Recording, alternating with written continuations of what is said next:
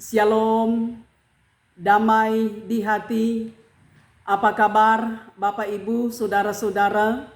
Saya percaya dimanapun saudara berada, tetap mengalami kasih setia Tuhan, penyertaan dan berkat Tuhan, sehingga yakin bahwa saat ini dalam kondisi baik, kuat, sehat, tetap semangat, bersukacita dan senantiasa bersyukur kepada Tuhan. Saya Pendeta Tirsata Iras menjumpai Bapak Ibu Saudara-saudara dengan kebenaran firman Tuhan. Kiranya firman ini menjangkau dan memberkati banyak orang. Karena itu dengan kerendahan hati saya bermohon, kiranya Bapak Ibu Saudara sekalian bisa support channel ini dengan nonton video saya, subscribe, like, berikan komentar-komentar yang positif, yang membangun iman. Dan jika merasa bahwa video ini bermanfaat, silakan share di media sosial yang Bapak Ibu Saudara miliki. Tuhan Yesus memberkati saudara sekalian. Sebelum kita membaca firman Tuhan, mari kita berdoa. Ya Tuhan Allah, Engkau kekuatan kami. Firman-Mu adalah pedoman bagi kami. Kami senantiasa merindukan kebenaran firman Tuhan. Karena itu saat ini kami akan belajar dari firman-Mu. Meteraikanlah firman-Mu di hati dan pikiran kami. Isilah bejana-bejana hati kami yang kosong dengan kebenaran firman-Mu. Supaya kami tetap hidup setia dan taat kepada Tuhan. Karena firman-Mu menginspirasi kami untuk hidup benar di hadapan-Mu. Taruh perkataan-Mu di mulut hamba-Mu untuk diperkatakan kepada banyak orang. Dan Tuhan Yesus, firman yang hidup tetap dimuliakan. Ini doa kami, ampunilah dosa kami, dalam nama Yesus kami berdoa. Amin. Bapak Ibu Saudara-saudara, mari kita membaca dalam Alkitab. Dalam kitab pertama Petrus, pasalnya yang kelima, ayatnya yang pertama hingga ayatnya yang ke-11. Dalam perikop, gembalakanlah kawanan domba Allah. Aku menasehatkan para penatua di antara kamu. Aku sebagai teman penatua dan saksi penderitaan Kristus, yang juga akan mendapat bagian dalam kemuliaan yang akan dinyatakan kelak. Gembalakanlah kawanan domba Allah yang ada padamu, jangan dengan paksa, tetapi dengan sukarela sesuai dengan kehendak Allah, dan jangan karena mau mencari keuntungan, tetapi dengan pengabdian diri. Janganlah kamu berbuat seolah-olah kamu mau memerintah atas mereka yang dipercayakan kepadamu, tetapi hendaklah kamu menjadi teladan bagi kawanan domba itu. Maka kamu apabila Gembala Agung datang, kamu akan menerima mahkota kemuliaan yang tidak dapat layu. Demikian juga kamu, hai orang-orang muda, tunduklah kepada orang-orang yang tua, dan kamu semua rendahkanlah dirimu seorang terhadap yang lain. Sebab Allah menentang orang yang congkak, tetapi mengasihani orang yang rendah hati. Karena itu rendahkanlah dirimu di bawah tangan Tuhan yang kuat, supaya kamu ditinggikannya pada waktunya. Serahkanlah segala kekhawatiranmu kepadanya, sebab Ia yang memelihara kamu. Sadarlah dan berjaga-jagalah. Lawanmu si iblis berjalan keliling sama seperti singa yang mengaum-aum dan mencari orang yang dapat ditelannya.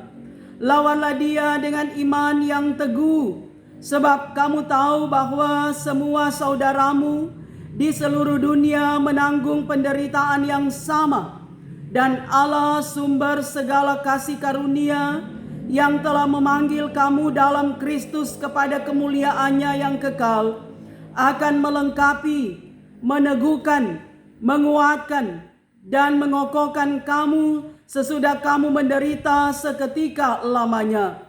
Ialah yang empunya kuasa sampai selama-lamanya. Amin. Demikianlah pembacaan firman Tuhan. Bapak Ibu saudara-saudara yang kekasih, dalam Alkitab Perjanjian Lama maupun Perjanjian Baru, Tuhan Allah di dalam Yesus Kristus selalu digambarkan sebagai gembala yang agung atau gembala yang baik. Dalam Mazmur pasal 23, Raja Daud menulis bahwa Tuhan gembalaku yang baik. Dalam testimoni Raja Daud ini dia katakan bahwa Tuhan sebagai gembala yang baik membaringkan dia di padang yang berumput hijau, membimbing dia ke air yang tenang, menyegarkan jiwanya. Bahkan juga dalam lembah kekelaman, Daud yakin Tuhan sebagai gembala terus menyertai dia. Gadamu dan tongkatmu itulah yang menghibur aku. Nah saudara, mengapa Daud menggambarkan Tuhan itu sebagai gembala? Karena latar belakang Daud sebelum dia menjadi raja bagi bangsa Israel, pekerjaannya adalah seorang gembala yang sering kali menggembalakan kawanan ternak milik ayahnya Isai. Karena itu Daud tahu persis bagaimana karakter seorang gembala, karena Daud merasakannya. Dan karena itu Daud katakan bahwa Tuhan adalah gembala yang baik. Kemudian saudara yang kekasih di dalam Tuhan, dalam kitab Yohanes pasalnya yang ke-10, ayatnya yang ke-11, di sana ditulis, "Akulah gembala yang baik. Gembala yang baik memberikan nyawanya bagi domba-dombanya." Yesus Kristus adalah gembala yang baik. Dan dia menyerahkan nyawanya bagi kita umat yang disapa sebagai domba-dombanya. Yesus rela menderita.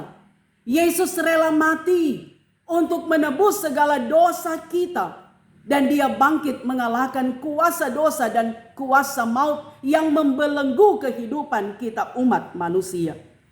Kemudian lagi saudara yang kekasih, dalam Yohanes pasalnya yang ke-21, ayatnya yang ke-15 sampai ayatnya yang ke-19. Di situ Tuhan Yesus bertanya kepada Simon Petrus, "Simon, apakah engkau mengasihi aku?" Maka Simon Petrus dia menjawab, "Benar Tuhan, aku mengasihi engkau." Maka kata Yesus kepada Simon Petrus, "Gembalakanlah domba-dombaku." 3 kali Tuhan Yesus bertanya dengan pertanyaan yang sama kepada Simon Petrus. Dan jawaban Simon Petrus tetap sama. Dia mengasihi Tuhan Yesus.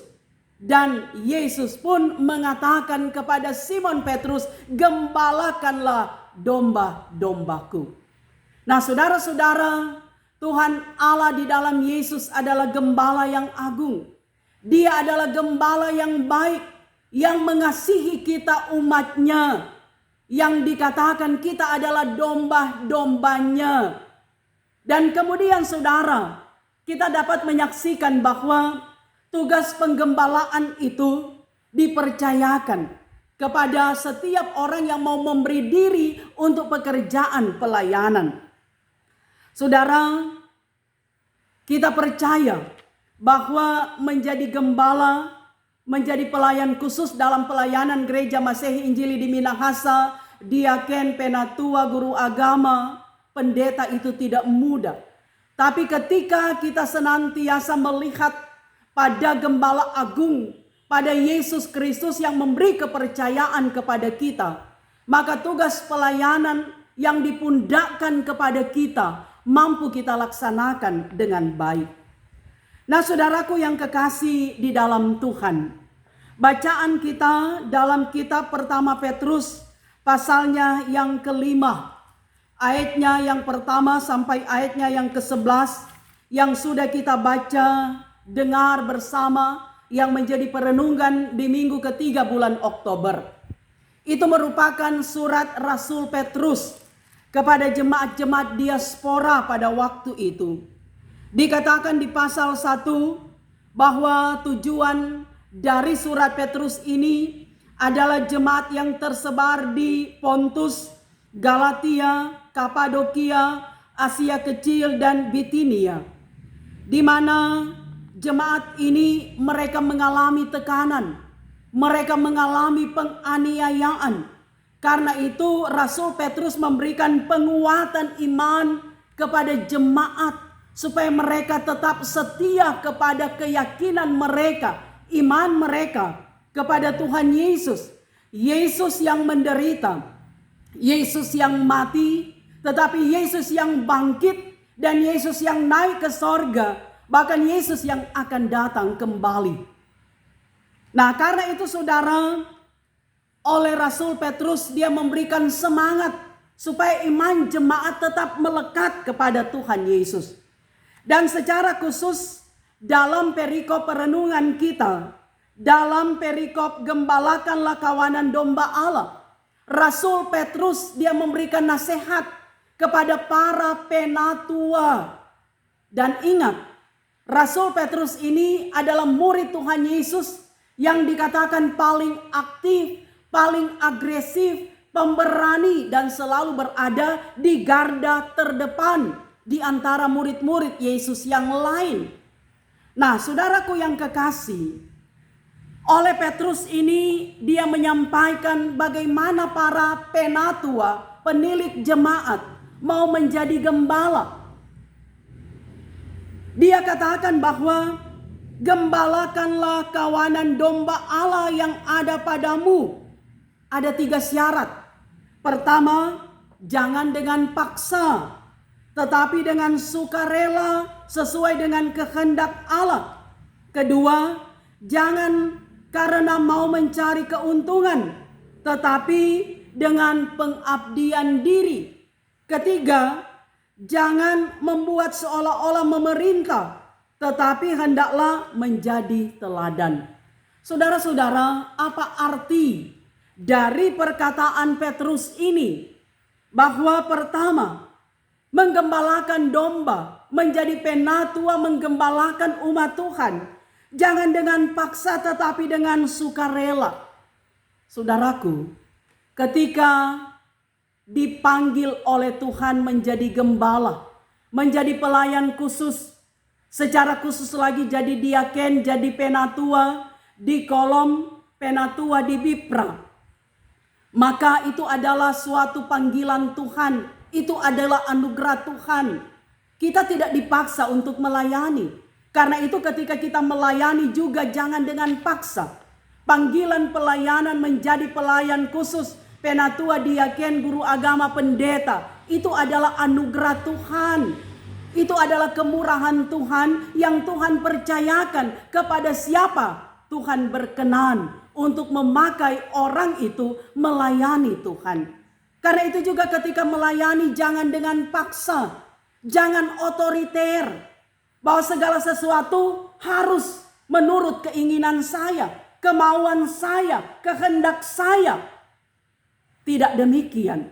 Tetapi melayani Tuhan, menjadi gembala harus sesuai dengan keinginan Tuhan, kehendak Tuhan, kemauan Tuhan, sehingga Tuhan dipermuliakan dalam pelayanan. Karena itu dikatakan jangan dengan paksa, tapi dengan sukarela, suka dan rela. Mencintai pekerjaan pelayanan dan rela melakukan apa saja. Karena itu dikatakan seorang hamba Tuhan, seorang diaken, penatua, pelayan khusus, dia rela berkorban, korban tenaga, korban waktu, korban dana, bahkan korban perasaan. No? Karena memang harus sukarela, mencintai pekerjaan, bahkan tidak melakukan itu dengan paksa atau bersungut-sungut, tapi dengan bersukacita.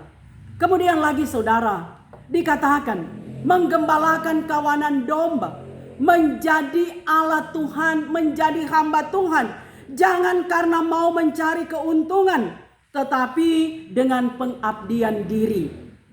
Menjadi pelayan Tuhan, menjadi diaken penatua, pelayan khusus adalah menjadi berkat, bukan mencari berkat, bukan mendapatkan berkat, mencari keuntungan, tetapi harus menyatakan berkat Tuhan itu bagi banyak orang dalam kesaksian hidup, melalui perkataan, sikap, dan perbuatan. Karena dikatakan bahwa itu adalah pengabdian diri. Karena itu selalu dikatakan bekerja di ladang Tuhan, upahmu besar di sorga. Kadang saudara yang kita dapatkan bukan berkat, tapi kadangkala itu caci maki, fitnah, kritikan yang tajam, yang pedas, yang pedis, yang menyakitkan. Karena itu saudara menjadi hamba Tuhan, orientasinya, motivasinya bukan cari keuntungan, bukan mencari jabatan, bukan mencari popularitas, bukan sebuah pencitraan, tetapi adalah untuk menjadi berkat, menyatakan kemuliaan Tuhan. Karena itu saudara yang kekasih, pelayanan itu orientasi pada Kristus. Pelayanan kita itu berpusat kepada Kristus, kristokrasi. Pelayanan yang betul-betul dimotivasi oleh roh Tuhan, roh Kristus. Sehingga murni pelayanan, tidak mencari keuntungan. Yang ketiga saudara, dalam pelayanan menggembalakan kawanan domba Allah, jangan membuat seolah-olah memerintah, tetapi hendaklah menjadi teladan. Saudara, melayani Tuhan itu dengan tulus, dengan sukacita, bukan dengan arogan. Sebab kalau memerintah di sini, kadang orang jadi pelayan, dia rasa tuh pelayanan itu dia punya, milik keluarganya, sehingga melayani suka-suka gue, suka-suka kita mau melayani kalau mood, melayani kalau nyanda. Tidak demikian saudara. Melayani Tuhan itu harus dengan sungguh dan ketulusan hati, sehingga tidak otoriter, tidak merasa bahwa pelayanan ini milik saya, tapi pelayanan ini adalah milik Tuhan sebagai kepala gereja yang empunya pelayanan. Karena itu dikatakan jadilah teladan. Bacaan kita minggu yang lalu dikatakan menjadi penilik jemaat, jadi pelayan adalah orang yang peramah, bukan pemarah. Orang yang pendamai, sehingga kehadiran seorang pelayan itu bukan memerintah, tetapi untuk memberikan rasa gembira, perhatian, sukacita, damai sejahtera kepada domba-domba, kepada umat, kepada jemaat yang dilayani. Mengapa Petrus katakan demikian saudara? Karena dikatakan di sini bahwa ketika melayani mengikuti 3 kriteria tadi, maka apabila Gembala Agung datang, kamu akan menerima mahkota kemuliaan yang tidak layu. Saudara, mahkota itu adalah sebuah penghargaan, mahkota lambang kemenangan. Maka demikian pun orang yang melayani dengan sungguh-sungguh, dengan tulus, yang berpusat pada Kristus, maka akan mendapatkan penghargaan dari Tuhan. Bahwa apa yang kita lakukan sebagai hamba Tuhan, kalau tulus kita melayani, maka semua itu akan menjadi hormat dan kemuliaan nama Tuhan. Menjadi kepanjangan tangan Tuhan, kepanjangan lidah Tuhan, menyampaikan kebenaran-kebenaran melalui perkataan, tapi juga melalui sikap hidup kita. Nah karena itu saudara, melayani dengan sungguh-sungguh, maka Rasul Petrus dia katakan, haruslah dalam kerendahan hati, sebagaimana yang dikatakan, dan kamu semua rendahkanlah dirimu seorang terhadap yang lain. Rendahkanlah dirimu. Saudara, rendah diri dan merendahkan diri itu tidak sama. Rendah diri itu orang yang tidak percaya, tidak punya keberanian, padahal dia punya kemampuan. Ini adalah sikap yang negatif kalau rendah diri. Tapi kalau merendahkan diri, itu sama dengan merendahkan hati, rendah hati, tidak sombong, mengakui keterbatasan, mengakui kekurangan, mengakui kelemahan, bahkan mengakui kebesaran Tuhan, kemuliaan Tuhan. Bahwa apapun yang kita miliki, talenta yang ada pada kita, itu adalah berkat Tuhan, bukan karena kekuatan dan kehebatan kita. Nah, karena itu supaya dapat melayani dengan sungguh-sungguh, Petrus katakan harus rendah hati, merendahkan diri. Sebagaimana juga tema perenungan minggu ketiga bulan Oktober, merendahkan diri di bawah tangan Tuhan. Itulah yang dikatakan di ayatnya yang ke-6. Karena itu rendahkanlah dirimu di bawah tangan Tuhan yang kuat, supaya kamu ditinggikannya pada waktunya. Merendahkan diri. Sebab Tuhan menentang orang-orang yang congkak, orang-orang yang sombong. Kalau kita melayani dengan kerendahan hati, merendahkan diri, maka pelayanan kita akan menjangkau banyak orang. Pelayanan kita akan menjadi berkat bagi banyak orang. Tetapi ketika melayani dalam keangkuhan, dalam kesombongan, maka itu adalah awal dari setiap kegagalan, kesia-siaan.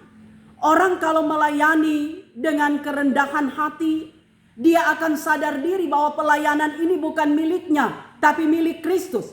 Bahwa apa yang ia kerjakan itu adalah anugerah Tuhan, kepercayaan yang Tuhan berikan, sehingga tulus melakukan semuanya.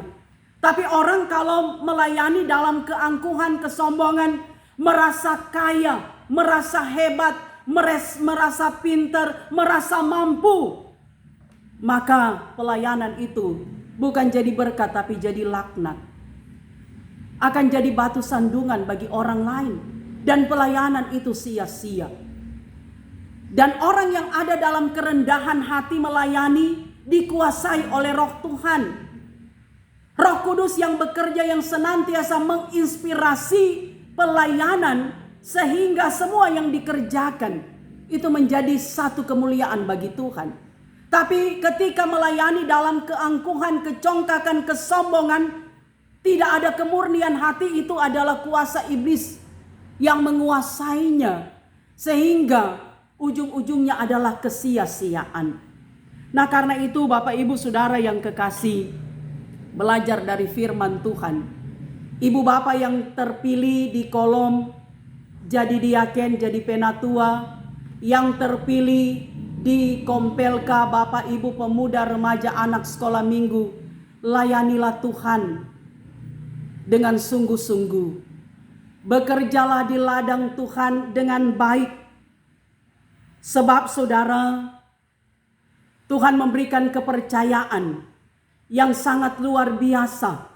Menjadi diaken, penatua, menjadi pelayan khusus, itu menjadi gembala. Dan kita diberi kepercayaan menggembalakan kawanan domba Allah, jemaat Tuhan. Dalam buku Apakah Penggembalaan Itu, yang ditulis oleh seorang psikolog yang bernama Maria Bonstorp. Dia pernah menjadi dosen di UKIT tahun 70-an. Dalam bukunya ia mengatakan bahwa gembala dan domba ada hubungan yang baik. Domba mengenal gembalanya dan gembala mengasihi domba-dombanya satu persatu. Domba mengenal gembala, gembala mengasihi domba-dombanya. Itu terjadi dalam kehidupan kita. Kita adalah domba, kita mengenal gembala agung yaitu Yesus Kristus. Dia adalah Tuhan, dia adalah Mesias, dia adalah juru selamat kehidupan kita. Dan sebagai gembala yang agung, gembala yang baik, Tuhan Yesus, dia mengasihi kita, dombanya satu persatu. Maka itu juga yang diharapkan kepada kita semua sebagai pelayan khusus, penatua, diaken yang terpilih. Maka kenalilah domba-dombamu kasihilah mereka, dan domba kenalilah gembalamu. Artinya ada hubungan yang baik, ada kerjasama yang baik, sehingga pelayanan yang nantinya akan berjalan di periode yang baru 5 tahun itu berjalan dengan mulus. Karena ada kerjasama, saling menghargai antara gembala dengan gembala, diaken dan penatua, bahkan juga gembala dengan domba dan domba dengan domba. Karena itu saudara, dalam buku Apakah Penggembalaan itu juga ditulis, tugas gembala sangat berat. Bahkan dikatakan domba tidak merupakan binatang yang manis-manis. Mereka terkadang sangat keras kepala, selalu suka mengikuti keinginannya, mencari jalannya masing-masing. Nah, itulah karakter saudara. Karakter setiap domba kan tidak sama. Karakter setiap jemaat itu tidak sama. Bahwa ada yang keras, susah diatur, mau menang sendiri, iko mau. Ada juga yang suka dengar-dengaran, yang lembut, yang tulus hatinya dan segala macam karakter. Itulah domba. Dan tugas gembala adalah menggembalakan mereka untuk betul-betul berjalan di jalan yang Tuhan kehendaki, seperti pesan Yesus kepada Petrus.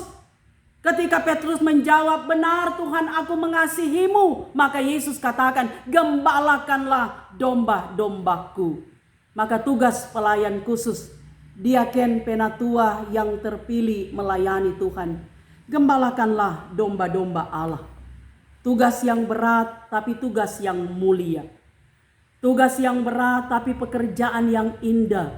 Kalau sungguh-sungguh dilakukan, mencintai pekerjaan, mencintai pelayanan, bekerja dengan tulus seperti yang dikatakan tadi, ada 3 kriteria yang dikatakan oleh Rasul Petrus, maka pelayanan itu akan menjadi sebuah persembahan yang berbau harum di hadapan Tuhan.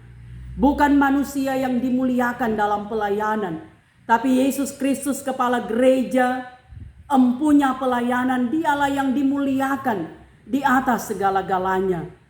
Karena apa yang kita kerjakan, apa yang kita lakukan, semua terfokus kepada Yesus. Orientasi pelayanan itu adalah kepada Kristus.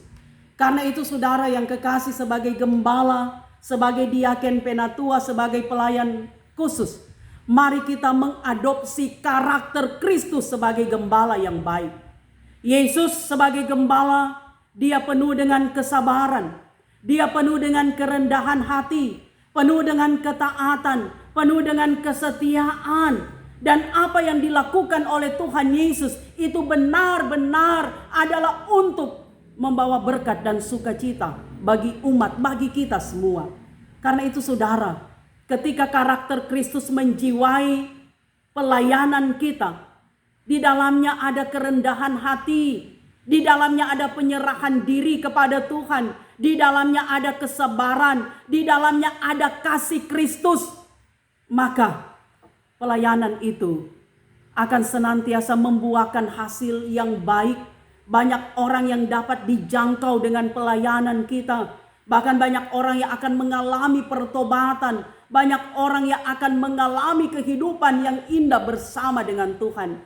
Karena tujuan pelayanan membuat orang untuk dekat dengan Tuhan. Membuat orang yang jauh menjadi akrab dengan Tuhan. Membuat orang yang hidup dalam dosa mengalami pertobatan. Sehingga merasakan bagaimana kasih Tuhan yang begitu indah dan begitu mulia. Karena itu saudara, mari kita menjadi gembala yang baik. Menjadi diaken penatua pelayan khusus yang baik. Menjadi pastor yang baik. Karena gembala ini dalam bahasa Latin disebut pastor. Dalam bahasa Yunani disebut poimen. Sehingga penggembalaan itu selalu dikatakan poimenia atau pastoralia. Kita adalah pastor, adalah poimen, adalah gembala. Adalah diaken penatua, guru agama, pendeta, pelayan khusus. Mari kita kerjakan semua yang Tuhan pundakkan bagi kita dengan baik, dengan tulus, dengan sukacita, sehingga betul-betul kehidupan kita memuliakan Tuhan.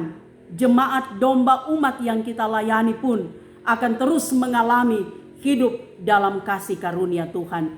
Kiranya Tuhan memampukan kita semua. Tuhan Yesus memberkati. Amin.